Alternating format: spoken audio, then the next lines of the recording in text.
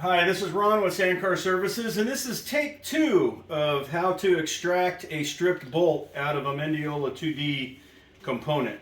I'm joking because I messed up the first video because the phone rang. So what I've got is, I'm sure you're going to need to zoom in on this. Can you see that? Oh, there. Okay, so these are the little bolts that I'm going to be extracting. This is what it's supposed to look like. It's a little Allen, 5/32 Allen.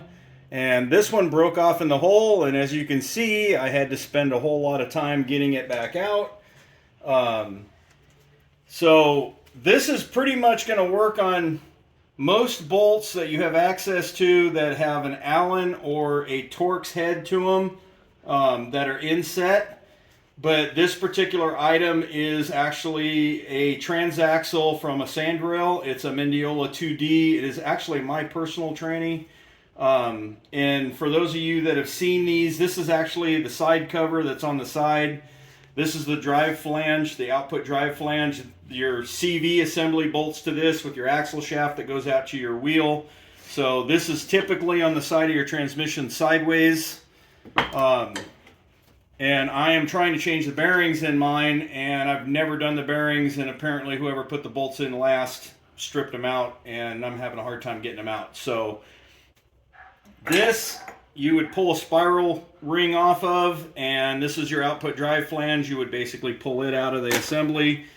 Behind it, there's a seal that you have to pry out, throw that in the trash can, and then if my filmer will zoom in here, this is where these 6 bolts go for the Allens. And what I've had a problem with is, and I'm running snap-on sockets, the 5/32 Allen that goes in here, you can see that this is twisted. It's actually broken off once, and so it's a little bit shorter than it's supposed to be. And this is a 4mm, and I twisted it, so that's how tight these are. Rather than risk breaking another one off and having to spend 2 more hours trying to dig it out, I decided to go and pull a handy dandy little toolkit out of my truck that I purchased from Mac Tools. You guys want to pause the video to look at the part number if you decide you want to order it. There's the part number right there. What's inside this cool little kit is an extractor set, and it's designed specifically for Allen and Torx. And we are going to be using the number 3 extractor today, and I'm going to show you how cool this tool is. So right now there is a center shaft that screws up and down, and I'll show you what that's for in a minute. And if you can see down in here, it does not fit, and it will in just a second, because I'm going to use a BFH to make it go in that hole. But if I use a socket right now, it's going to snap off in the hole, and then I'm not going to have the opportunity to do what I'm about to do. So I'm going to take this handy dandy tool that Mac Tools makes. I'm going to line the splines up with the Allen so that the points will go into the points.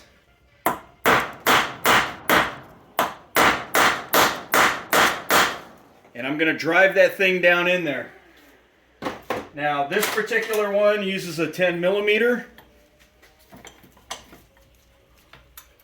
wrench. See how much easier that was? So I was able to pull that out. Now here's the cool part. That centerpiece I was telling you about, somebody's got to get that thing off of there, and that thing is wedged in there. So you can use whatever you want to hold on to the end. It's easy for me just to grab a pair of vice grips. Screw that thing down, put a wrench on it, and just turn that, and it'll pop that right off. Put your extractor back in the position it was in. When you got it, put it back in your kit so you don't lose it. And that's how easy that was. So my first bolt took 2 hours to pull out because it was all nasty and gnarly. And that one came right out. So now I'm just going to replace all these bolts. But that'll save a lot of headaches. So hopefully this will help somebody out, and we'll see you on the next video. Thanks.